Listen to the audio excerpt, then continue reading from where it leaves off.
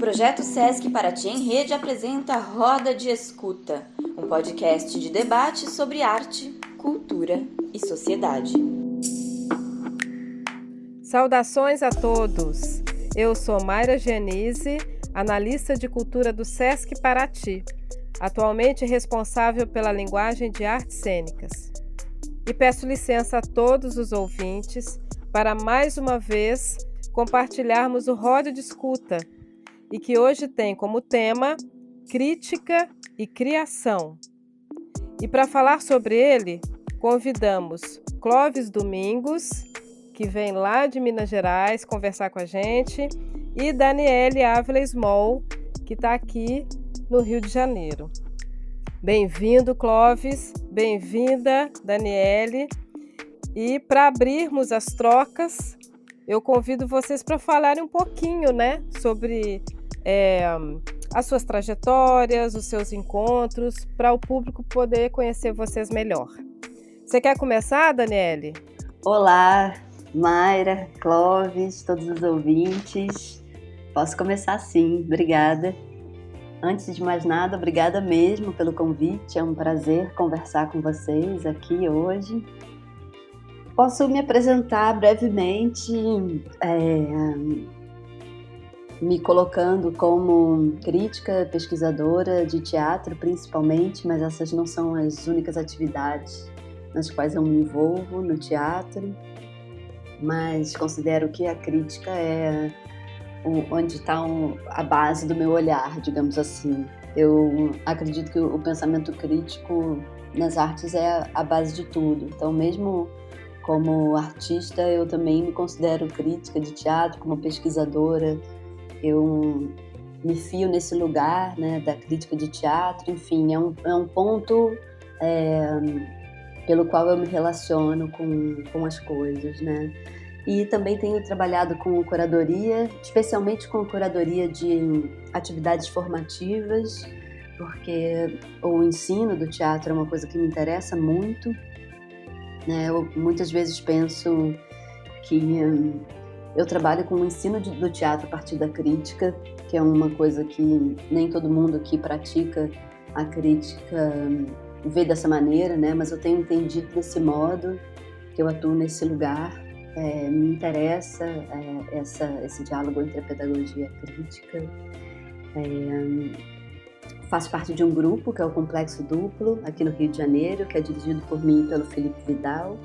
E criei em 2008 uma revista eletrônica de críticas e estudos teatrais, que é a revista Questão de Crítica, que funciona até hoje. A gente teve uns períodos de descanso, digamos assim, mas estamos na ativa.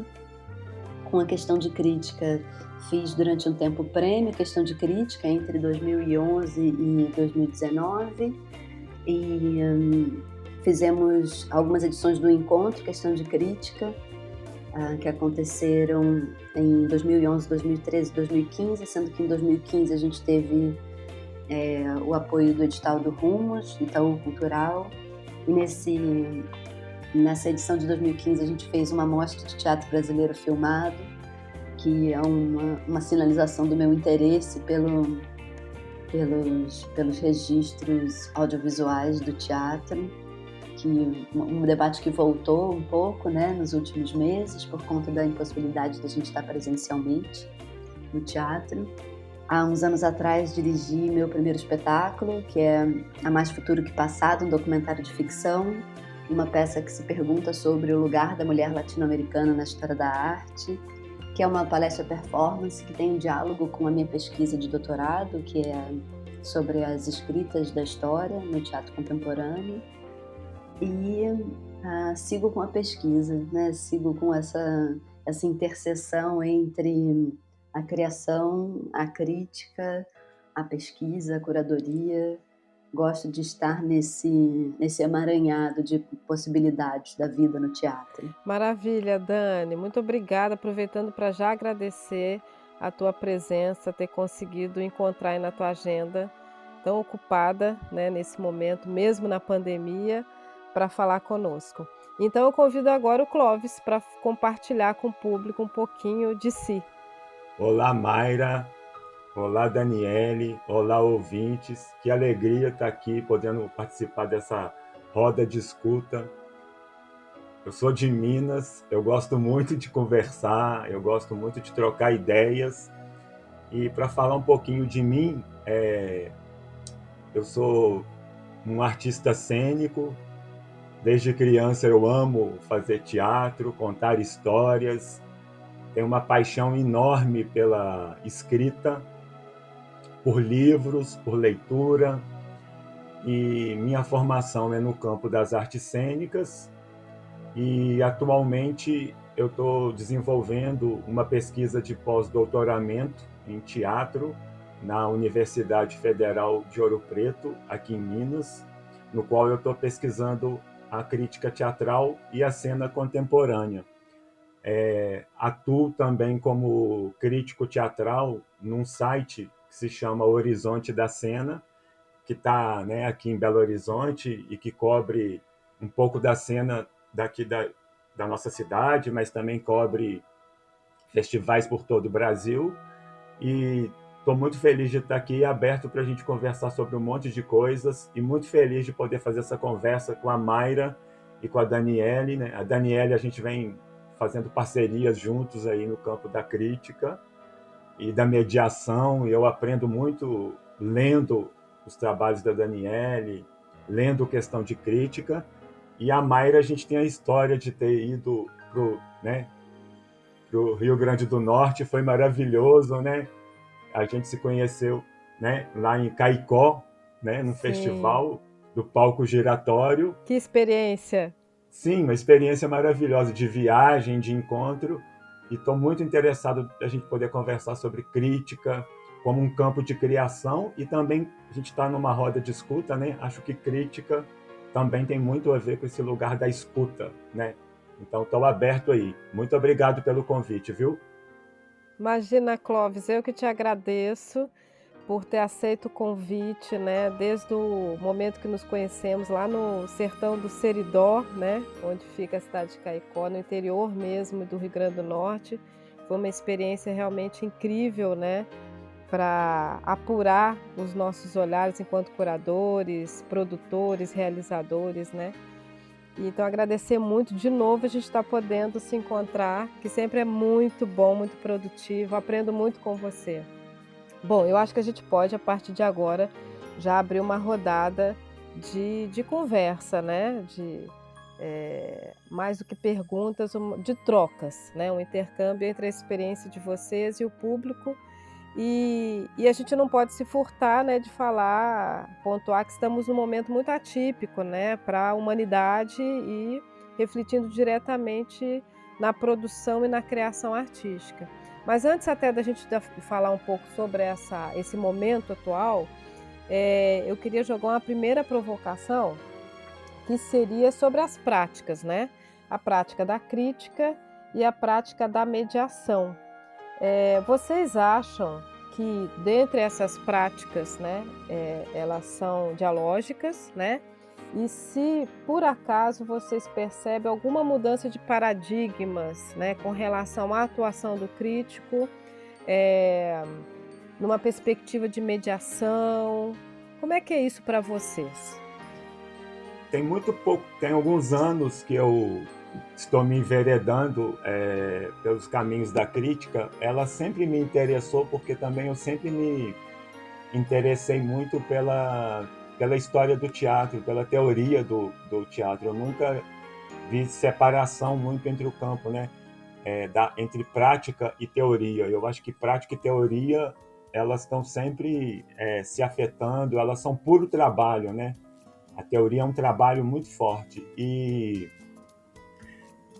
o que me interessou e o que eu venho fazendo e venho acompanhando é que,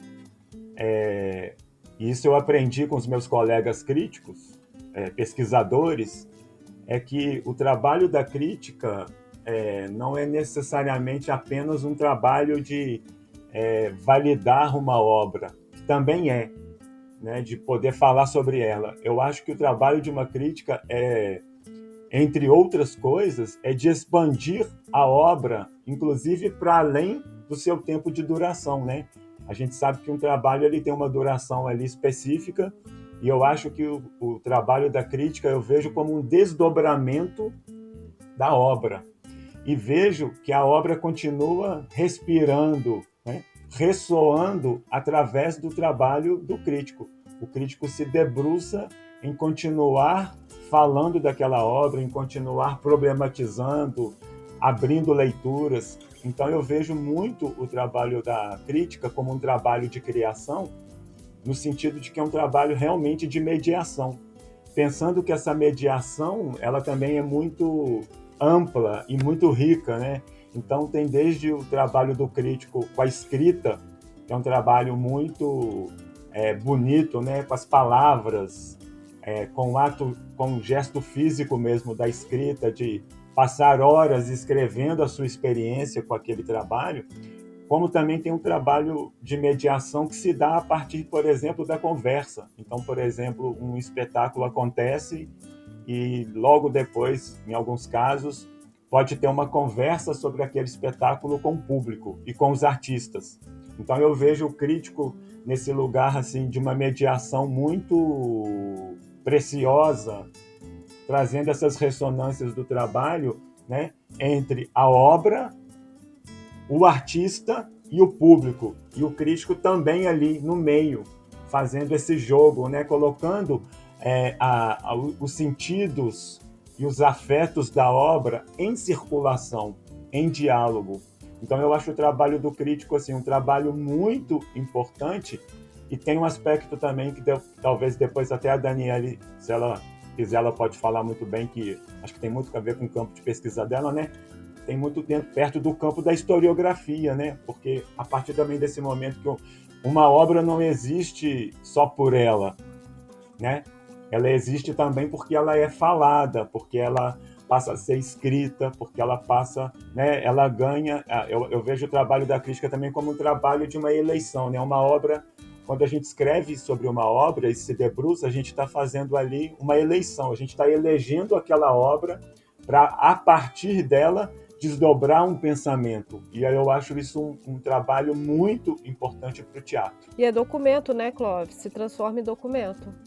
Exatamente, se transforma em documento, memória e também é um trabalho de criação muito bonito. Tem críticas que a gente lê, eu adoro ler os meus colegas pesquisadores críticos, que você lê a crítica deles, é um texto assim maravilhoso, é um texto que dá conta daquela obra, é um texto que às vezes expande aquela obra ou leva a obra para lugares que a gente talvez nunca tenha pensado.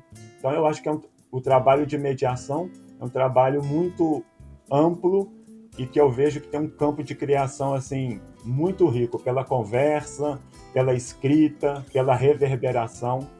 Sim, sim. É esse processo dialógico mesmo, Daniele? Sim, eu acho que, enfim, a crítica é uma forma de mediação, né? É uma das formas possíveis de mediação. Se a gente for pensar, né, uma obra de teatro, né, um espetáculo de teatro, o espetáculo é como se fosse assim um núcleo, né, uma parte que condensa o acontecimento daquela obra, mas tem muitas coisas no entorno que fazem aquela obra, né? Que vinculam ela à história, que vinculam ela ao momento presente em que ela foi apresentada, que vinculam essa obra com o debate público sobre as coisas do mundo, né? E as mediações todas têm um papel muito importante nisso. E a crítica é uma delas, né? Mas a gente pode pensar que dentro desse campo aí, que é o espetáculo, tem o antes, durante e o depois, né? Assim como mais recentemente, não é que é uma prática, né, de agora, né? Mas que mais recentemente tem se pensado sobre a crítica de processo, a crítica genética, que considera, né, o antes, digamos assim, né? O antes do espetáculo, né? O processo de formação desse espetáculo. A crítica se dedica ao depois, né? Assim, a crítica que eu pratico regularmente, por exemplo, né? ao depois de ver a obra, né? A partir daquele momento em que ela se configura como uma coisa, mesmo que não esteja 100% pronta, né? Porque nunca está, porque sempre se transforma e existe essa possibilidade de transformação até radical de um espetáculo, mas também se transforma nos detalhes. E tem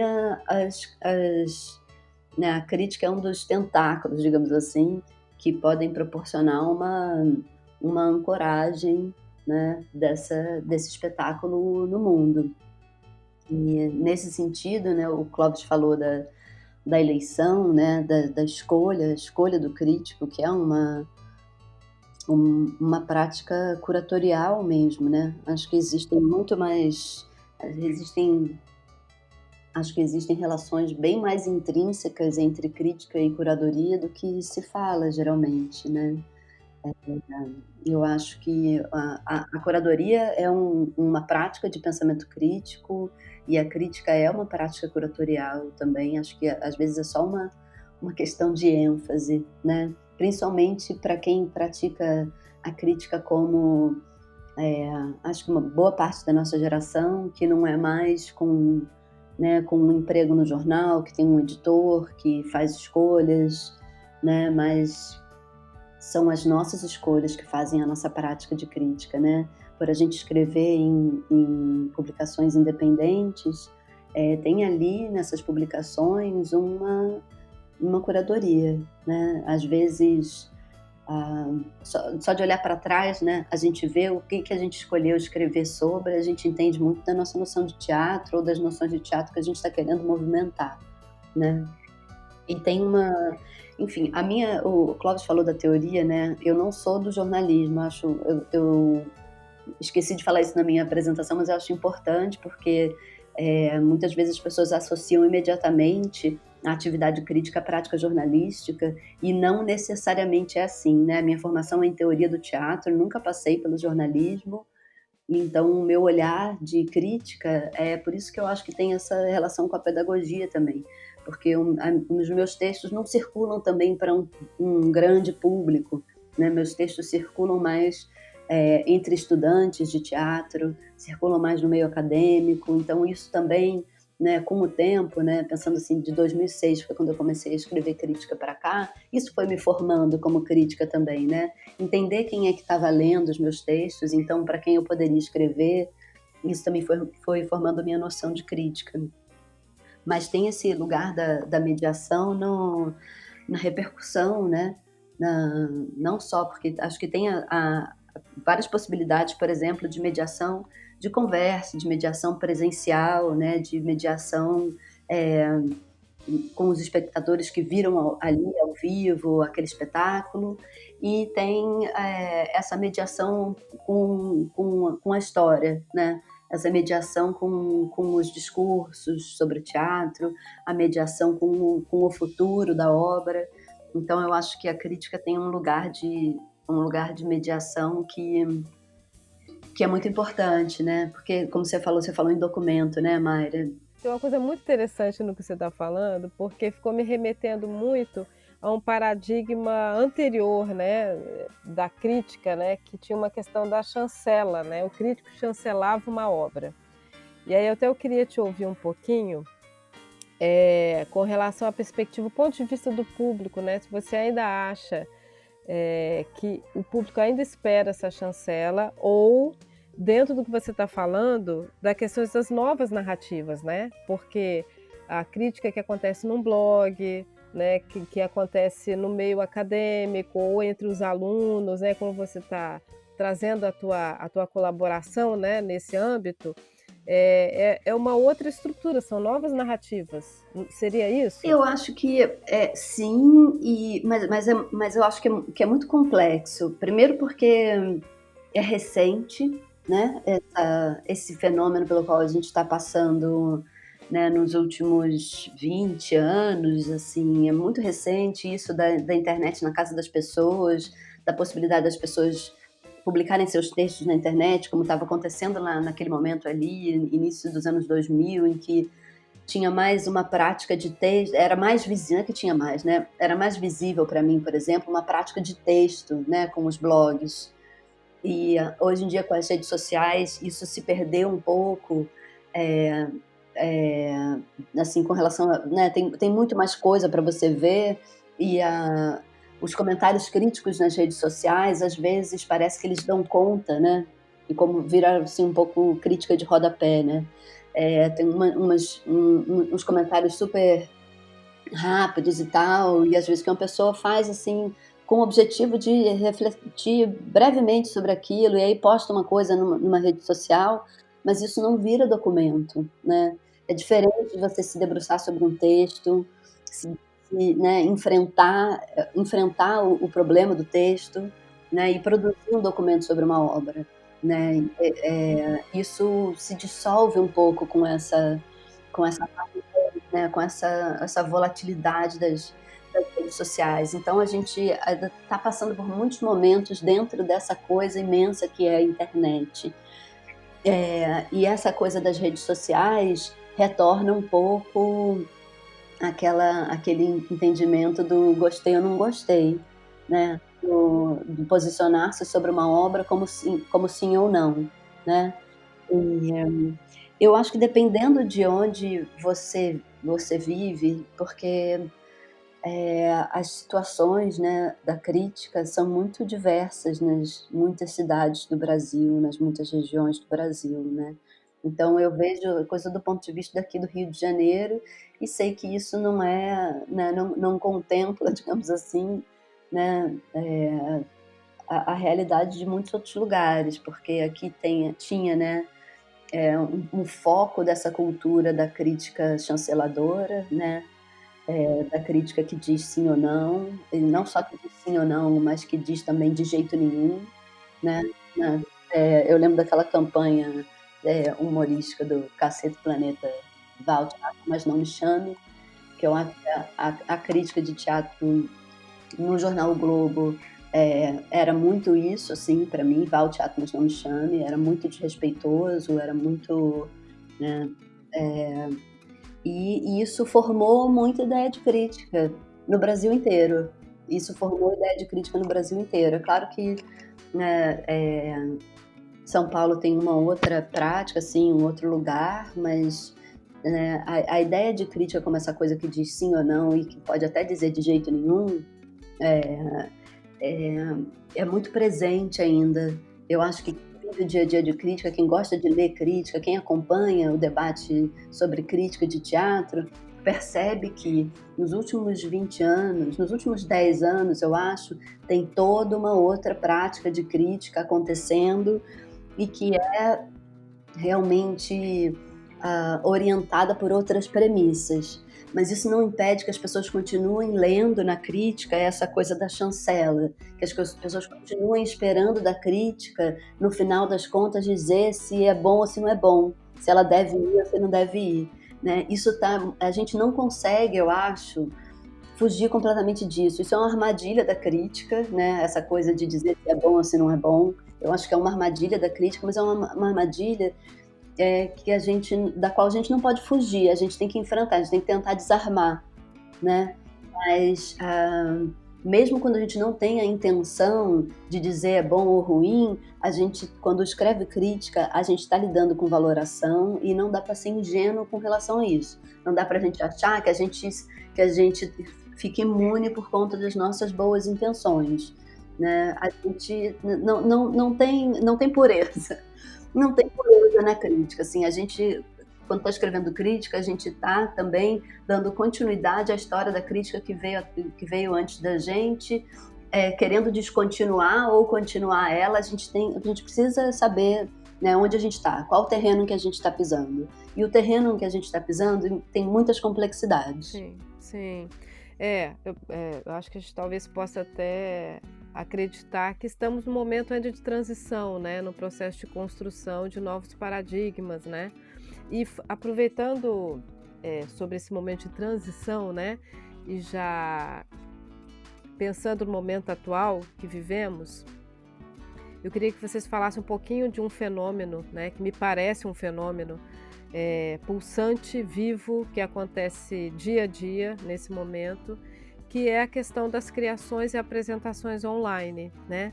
se por acaso para vocês acham que a pandemia efetivamente atravessa a arte, né? E o quanto que isso reflete na obra. E um pouquinho mais detalhado, né, embutindo nessa pergunta, uma outra, que é no sentido da participação e interatividade do público, né? Porque eu tenho observado e acompanhado, né, como sou curadora, eu tenho visto muitos trabalhos online. E o interessante é exatamente essa interatividade do público, que ele se manifesta tanto antes naquela sala de espera, digamos assim, como se fosse o hall do teatro, ali o público que está aguardando o início do espetáculo online, ele já começa a conversar entre si, encontram pares, amigos, oi, você por aqui, que bom que você está aqui hoje.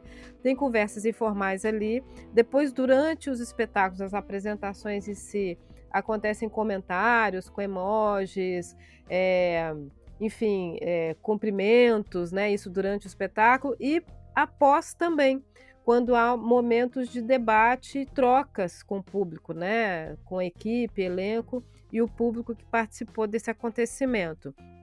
Que fenômeno é esse? Vocês acham que isso está ligado a uma sensação de pertencimento, a uma manifestação de continuo vivo, estou aqui, presente com vocês, estamos juntos? Sim, eu acho que com certeza, né, esse momento da pandemia, se ele afeta a vida social, ele vai afetar a arte, né? Porque a arte está na vida aí no todo. Eu venho acompanhando, dentro do possível, com muita curiosidade e também com muito, vamos dizer assim, otimismo, esse momento do que a gente, os possíveis que o teatro, a cena podem produzir neste momento, né? A gente também está no meio do olho do furacão, tem um monte de coisas acontecendo, mas eu acho que também uma das funções da crítica é também escutar, né? Colocar o seu olhar sobre essa cena que está se dando agora e também performar os debates, né? Colocar as questões em debates, né? Eu acho que esse sempre foi o trabalho da crítica e não é porque agora a gente não pode, neste momento, estar acompanhando um teatro do convívio, né? Da presença física, que não quer dizer que não esteja acontecendo alguma coisa. E também que não sejamos ingênuos, até porque esse campo da tecnologia ele já vem dialogando já há algum tempo já com a cena, né? Com a cena contemporânea, o campo das mídias digitais, ele já vem dialogando. O que eu consigo ir acompanhando e também vou trocando com as pessoas, né? Acompanhando os debates, é que a gente tem uma profusão de trabalhos muito interessantes, né? Então, até num primeiro momento, assim, no início da pandemia, a gente pode dizer que a gente não sabia muito bem o que estava acontecendo. O que a gente começa a ver ali é a abertura mesmo dos arquivos, né? Os materiais, né? Então, os grupos começam a disponibilizar as peças, né?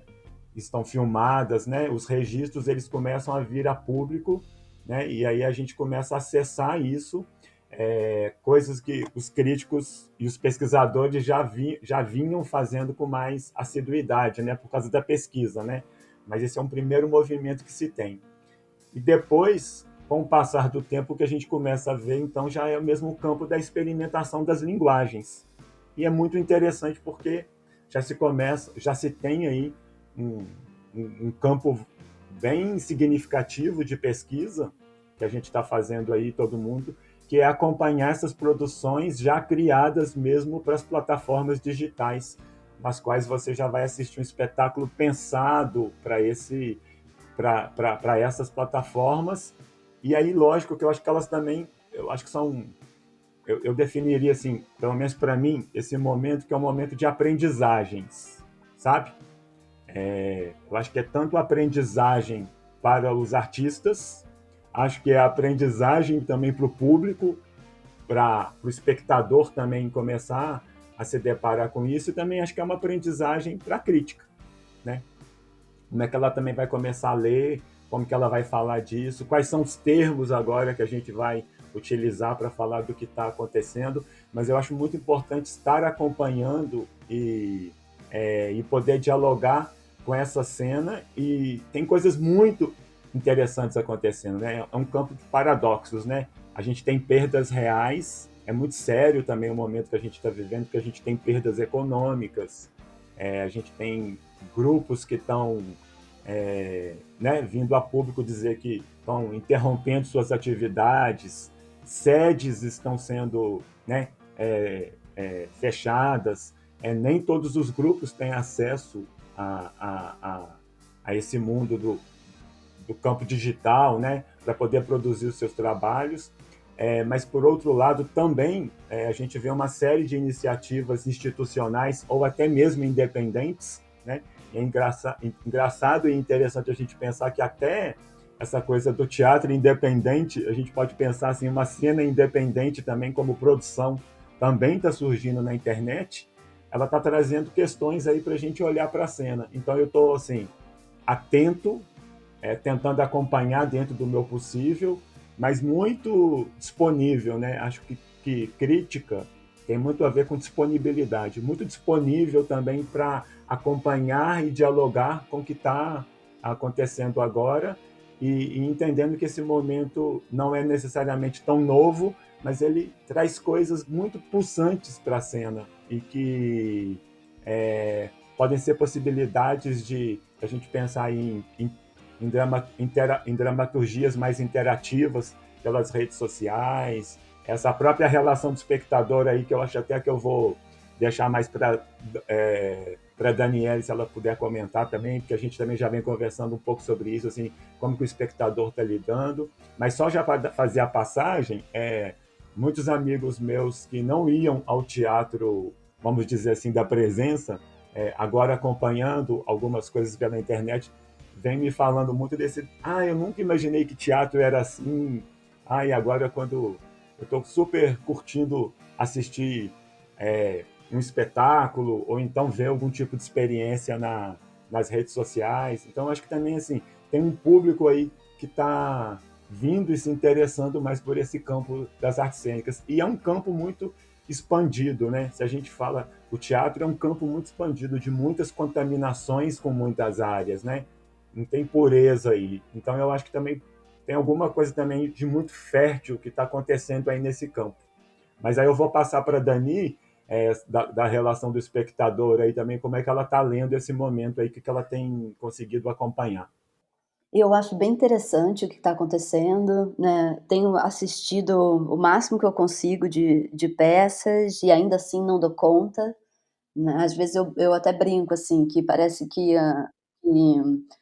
tá todo mundo no fringe de Edimburgo o tempo inteiro, porque é uma quantidade imensa de coisas para ver, coisas muito interessantes, e coisas de grupos que você nunca teve oportunidade de ver nada, né? Porque tem essa coisa da distância geográfica entre as várias regiões do Brasil estarem um pouco pulverizadas agora, né? Eu acompanhei muito, por exemplo, o Festival Cenas do Nordeste, que foi muito interessante, foi com streaming, né, de peças filmadas. Acompanhei um pouco do PAN também, o Potência das Artes do Norte, que foi muito bacana, foi logo no início, foi assim uma iniciativa super pioneira. Tenho acompanhado as peças do Pandêmica Coletivo, que está criando umas peças incríveis no Zoom. O meu grupo, Complexo Duplo, está fazendo um espetáculo que é o Dois Mundos, em episódios pelo Zoom.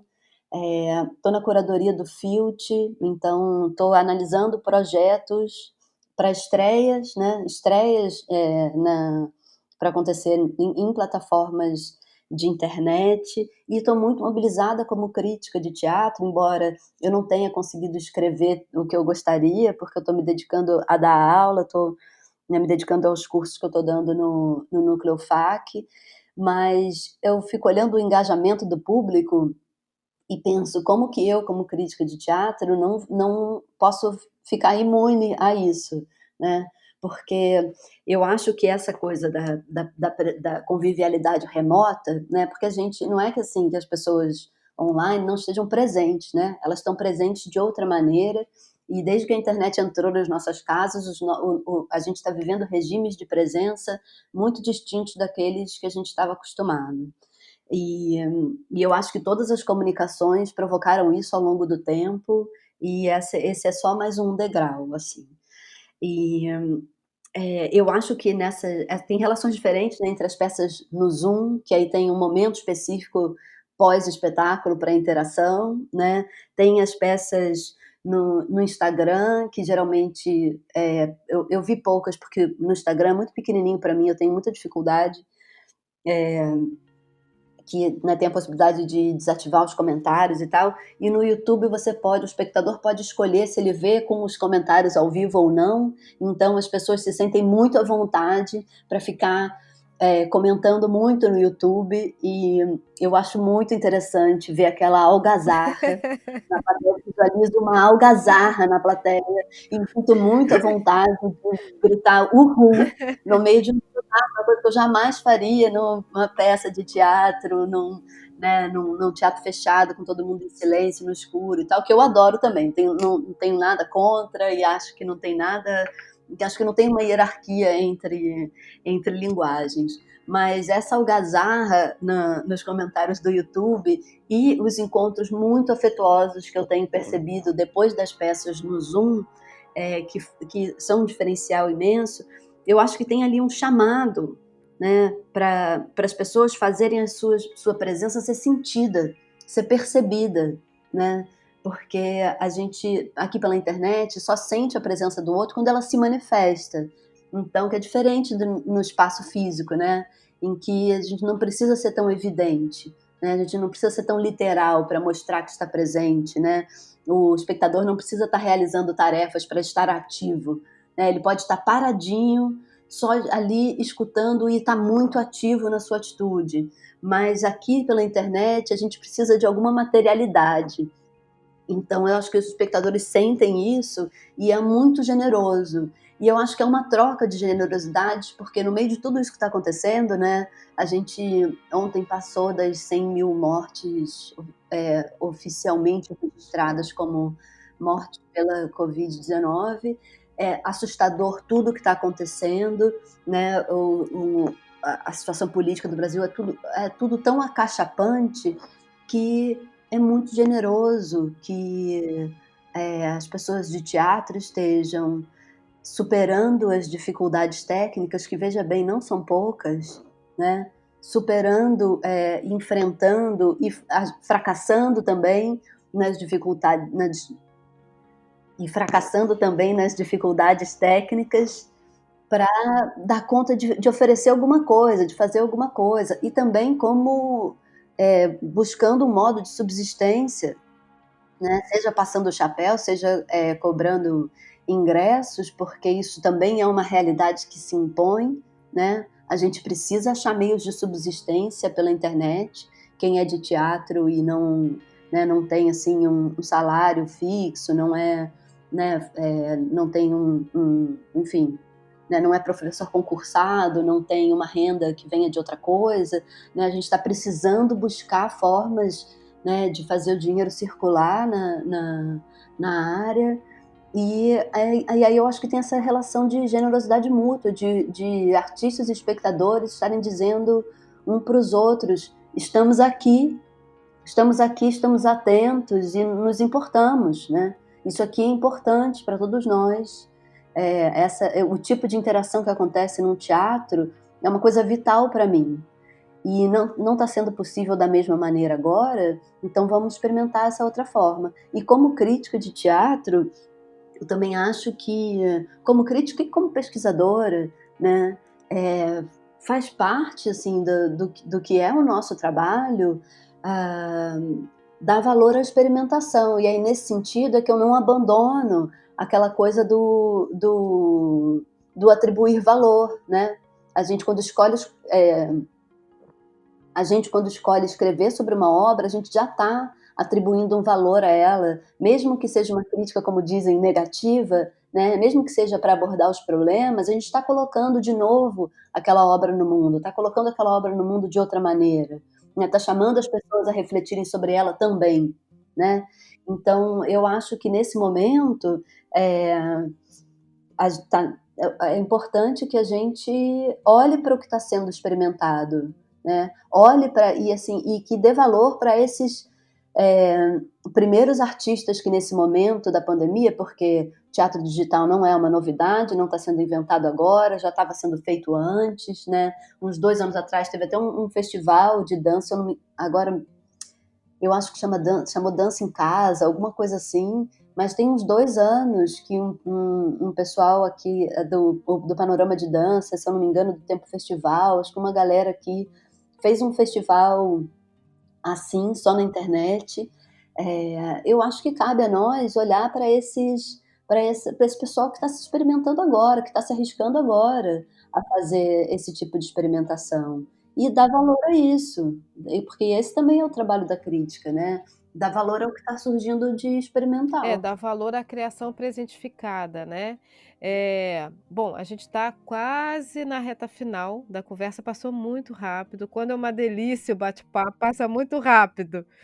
Mas, assim, eu queria quebrar um pouquinho a dinâmica, né, para a gente ir encaminhando para o final, perguntar para vocês se vocês gostariam de mutuamente se provocarem, perguntarem algo um para o outro, né, a gente só vai precisar ser um pouquinho mais sucinto nas respostas, mas vocês gostariam de fazer esse experimento aqui agora? Eu gostaria. Então vamos. Eu tenho uma questão para colocar para o Clóvis. Eu li esses dias um texto do Clóvis lá no portal do Galpão Siniorto, e queria que o Clóvis falasse um pouquinho sobre essa ideia do seu pulmonário. Porque também o pulmonário é um texto que saiu agora publicado essa semana no primeiro sinal, né, do Cine Horto Galpão aqui de Belo Horizonte, que foi um convite do Marcos Coleta para escrever alguma coisa sobre teatro e isolamento. E aí ele acabou vindo como notas que eu estava escrevendo como ser humano, escrevendo coisas, lendo e pensando, pequenas anotações que eu fui fazendo, e quando eu percebi, eu tinha ali um vocabulário afetivo com as palavras, né? E aí isso acabou se transformando num texto que está disponível, né, no primeiro sinal, e que tem essa vontade de colocar as palavras um pouco em movimento, né? Até para os discursos, né? A gente está num momento que também é isso, né? A pulsão da voz, né? A gente precisa de colocar as palavras em movimento, né? Então eu criei um pulmonário estético afetivo, que inclusive está aberto para ser continuado por quem me lê, convidando a uma ideia de coexistência, porque eu acho que nesse momento a gente está falando de coexistir, né? Coexistir com tudo que tem de bom e com tudo que tem também de ruim, e que também a gente faz parte disso. Então é um texto que é uma mistura um pouco de dramaturgia, e que ali eu estou arriscando um pouco esse lugar, mas que eu também estou colocando o teatro está em questão, a sociedade está em questão, nós como humanidade estamos ali em questão, então eu coloco algumas palavras, mas não necessariamente para defini-las, como um dicionário, mas palavras que vão puxando outras palavras e vão deslizando os sentidos, sabe? Então é um pouco a ideia desse pulmonário, assim, como é que a gente respira, que palavras a gente vem respirando neste momento, né? Então ali tem palavras para mim como imaginar, coexistir, aliançar, vontade, que eu acho que são palavras também que afirmam a vida. Eu posso fazer uma pergunta para a Dani? Ainda dá tempo? Por favor, sim. Daniele, você fala uma coisa muito bonita, que eu fiz um curso com você, né? Crítica de artista e crítica de arquivo. Eu queria que você fala uma coisa muito bonita sobre a questão dos arquivos, né? Você fala de reencantar os arquivos, porque às vezes a gente olha para os arquivos, né? Os teatros filmados, a gente acha que aquilo ali já está parado, né? Ou que um arquivo, a gente sempre tem uma ideia de que o arquivo é o arquivo morto, né? Que ele ficou num tempo, né? você traz uma dimensão que eu acho muito bonita do reencantar, né? É uma ação, né? Então eu queria que você falasse um pouquinho sobre esse reencantar os arquivos. Ai, nossa. Vou tentar ser breve, porque eu falaria uns 40 minutos sozinha aqui. Eu adoro esse assunto. Mas, enfim, a gente conversou muito já sobre isso, né, Clóvis? E, nossa, eu dei 3 turmas, dei esse curso Crítica de Artista, Crítica de Arquivo, me deu muita alegria durante esse período de isolamento. Foram 3 turmas, por onde passaram dezenas de pessoas incríveis e que me ajudaram muito a pensar sobre isso. A relação que eu penso com os arquivos audiovisuais do teatro é um pouco a relação que eu penso com o espectador diante de uma peça ao vivo, né? A gente leu junto lá um texto da Amélia Jones, né, que fala que não existe relação privilegiada, né, não existe uma relação privilegiada com a verdade histórica das obras, né, a relação presencial e a relação com os arquivos, que elas são realmente completamente diferentes, mas que não há garantias de que você tenha uma melhor experiência assistindo às obras ao vivo. E eu sinto isso pela minha própria experiência de espectadora, né? Eu posso estar diante de uma obra dentro de um teatro e não está acontecendo absolutamente nada comigo.